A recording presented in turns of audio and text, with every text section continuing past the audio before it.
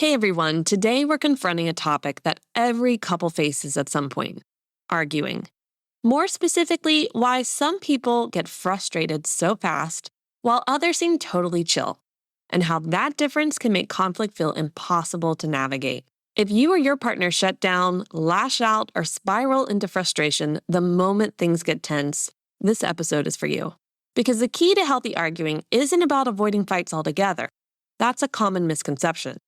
It's about frustration tolerance. And today, I'll help you understand why some people lose their cool while others stay calm, why low frustration tolerance makes arguments worse, how to start building emotional regulation skills so conflicts don't feel like the end of the world, and practical tools to help both you and your partner argue without wrecking your connection. So, grab your coffee, settle in, and let's talk about frustration tolerance and why it's the secret weapon to arguing better. Welcome to Relationship Reset, Reignite, Reconnect, Rebuild, the podcast for high-achieving couples who want to transform their relationship from surviving to thriving. I'm Katie Russler, a relationship coach and counselor with over 15 years of experience helping busy, overwhelmed couples rebuild connection, trust, and intimacy. If you've been together for years and feel stuck on autopilot, disconnected and frustrated by constant miscommunication, you're in the right place. Each week, we'll explore practical tools, relatable stories, and strategies to help you reignite the spark, rebuild your bond, and create the relationship you've always dreamed of. Because no matter how long you've been together, it's never too late to hit reset. Let's dive in. Okay, so why do some people get so frustrated while others stay calm? Let's start here, because I guarantee you've been in an argument where one person gets heated really fast, while the other is sitting there like, what's even happening right now? This comes down to frustration tolerance, which is basically how much stress, discomfort, or tension you can handle before your brain and body freak out. Thank you, amygdala. And here's the kicker: we all have different levels of it. You might be wondering, what impacts my levels of frustration tolerance? I'm glad you asked. 1. Personality differences. Some people are naturally more reactive or sensitive to stress, and we can see this play out already in babies. 2, your upbringing. If you grew up in a house where emotions were never talked about, or emotions were always an explosion around you, that shaped how you handle conflict now. This impacts your frustration tolerance and what you're comfortable with. 3, your nervous system wiring. Some people's bodies are wired to go into fight, flight, or freeze mode way faster than others. The amygdala is the part of the brain where this happens, and it's shaped like an almond but carries a big punch. It's why people bought all the toilet paper a few years ago when there was a pandemic. That little part of the brain was like, ah! If we're wired to be more sensitive to this area of our brain, it impacts our frustration tolerance as well. And 4, past relationship experiences, right? Our history. If you've been in relationships where conflicts felt dangerous or overwhelming, your body might still be reacting to those past wounds. Each time, your brain is playing out the same scenario without even intending for it to happen, and your body responds. I once worked with a couple where one would be so reactive to everything going on around them that negatively impacted their life, and they expected their partner to hold space for what they were sharing. But when their partner was going through a difficult time, that same partner couldn't hold space for their partner's negative emotions. It was annoying and uncomfortable for them. They had low frustration tolerance, which is why they were so sensitive to negative things happening in their life, and they couldn't hold space for their partner's challenges as well. So if you or your partner struggle with frustration tolerance, don't assume it's not about caring or trying to be dramatic. It's usually deeper than that. Let's talk about why low frustration tolerance wrecks arguments. So here's the problem. When someone has low frustration tolerance, their emotions escalate before they've even had a chance to think.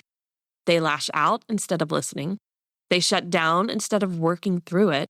And they get overwhelmed by the discomfort. So instead of staying in the conversation, they try to end it as fast as possible. This can look like exploding and hoping it will just go away, or avoiding it altogether, leaving the room, shutting their partner out. And that's when bad arguing habits show up. Here's some examples: interrupting or talking over your partner, raising your voice or getting defensive instantly, stonewalling, which looks like shutting down or refusing to talk or even listen, or walking away mid-argument because you feel, quote, done.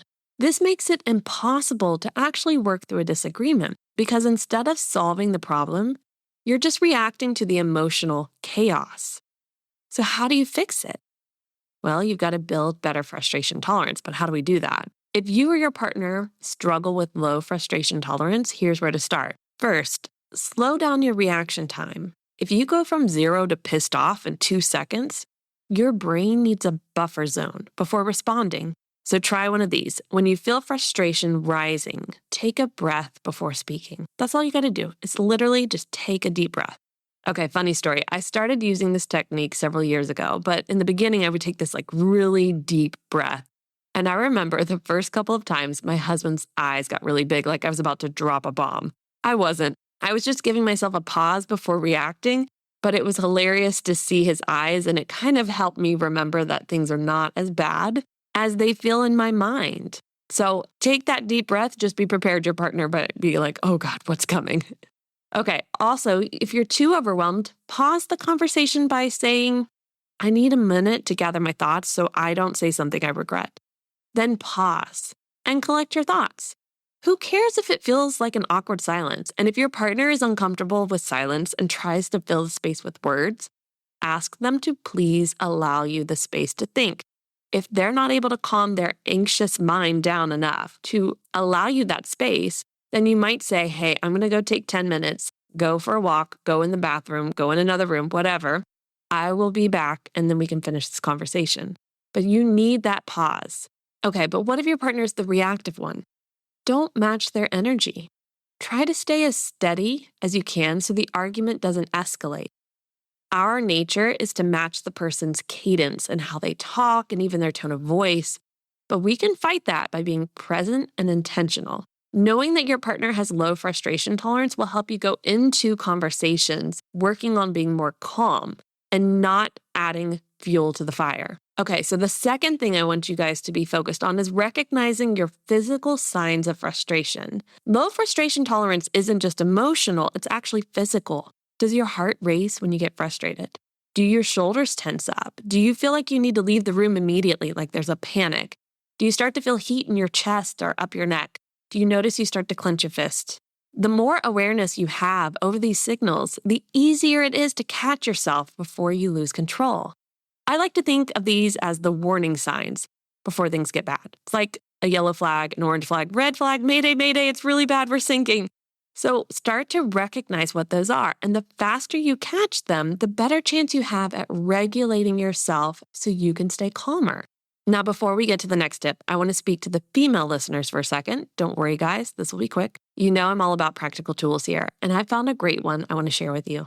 Everything you're doing to succeed in your career and personal life might not be as effective as it could be if you don't first understand your strengths and your blind spots when it comes to work-life balance. The Boss Babe Archetype Test is your shortcut to uncovering your unique superpower, growth opportunities, and self-care style, so you can finally thrive without burnout.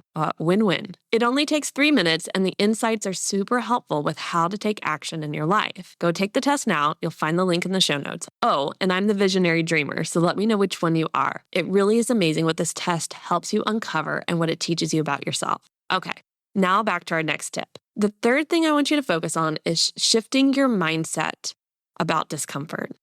If frustration feels unbearable, your brain is going to react like it's an emergency. But here's the truth.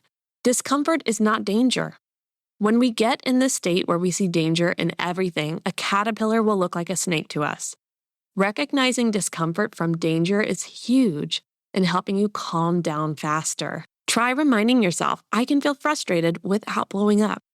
I can stay in this conversation even though it's uncomfortable. Tension is temporary. It will pass. The goal is to train your brain to tolerate discomfort instead of running from it.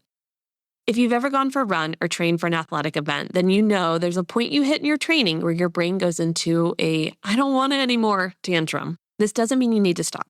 It's the discomfort that you have to train your brain to understand isn't danger. It's just uncomfortable.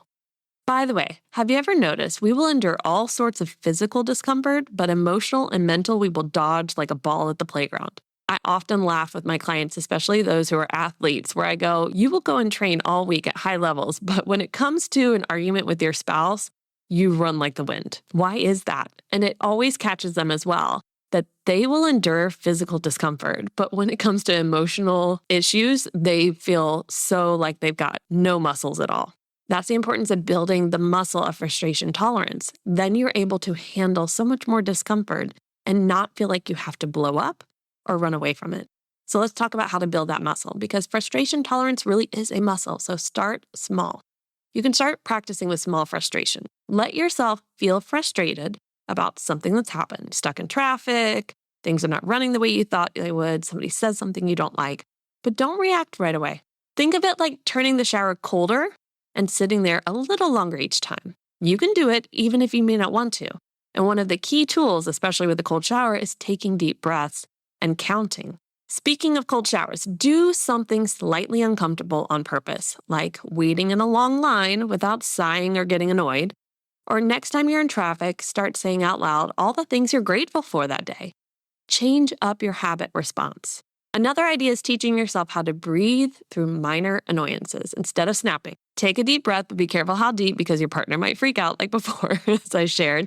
But have a personal mantra that you say to yourself that keeps you grounded versus spiraling out of frustration. Small wins build our emotional endurance, and that is the key to healthier arguments. See, healthy arguing isn't about avoiding frustration. It's about learning to tolerate it without letting it control you. So here's your homework for the week. If you struggle with frustration tolerance, practice delaying your reaction by just 10 seconds. That's it. When you feel yourself getting worked up, just start counting to 10. You can do 10 backwards, 10 forwards, who cares? 10. Your partner will thank you for the pause as well, and it might make you both laugh, so that'll help relieve the frustration too. Nothing stops a conversation dead in its tracks than you going 1, 2, 3. Do you see what I'm saying? So that pause actually can help you both. If your partner struggles with frustration tolerance, stay steady and avoid reacting emotionally to their escalation. Remember, it's not about you. Even if they say things that really put a dig at you, it isn't really about you. It's their own frustration tolerance issues. You don't have to match them. You can help anchor them by staying calm. If you want better tools for communicating during conflict, go check out my Healthy Arguing course. It teaches you which arguing style you and your partner have and how to start improving it so you have shorter disagreements and bounce back a lot faster afterwards. I'll make sure the link to the course is in the show notes. Remember, every conversation is a chance to hit the reset button and create a stronger, more connected relationship.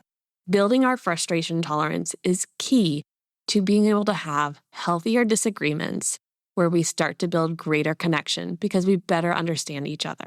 Okay, that's what I have for you today. I know that homework sounds simple, but when you put it in practice, it's going to be difficult. So I'm giving it to you in a simple version, and I want to see how it plays out for you. Remember, it's never too late to hit the reset button. See you next time. Thanks for tuning in to Relationship Reset. If you found this episode helpful, share it with a friend who might need it too. Don't forget to rate and review the podcast. It helps more couples discover these tools to rebuild their connection too. And be sure to hit subscribe so you don't miss next week's episode. It's gonna be a good one. Your relationship is worth the work, and the rewards, totally worth the effort. See you next week.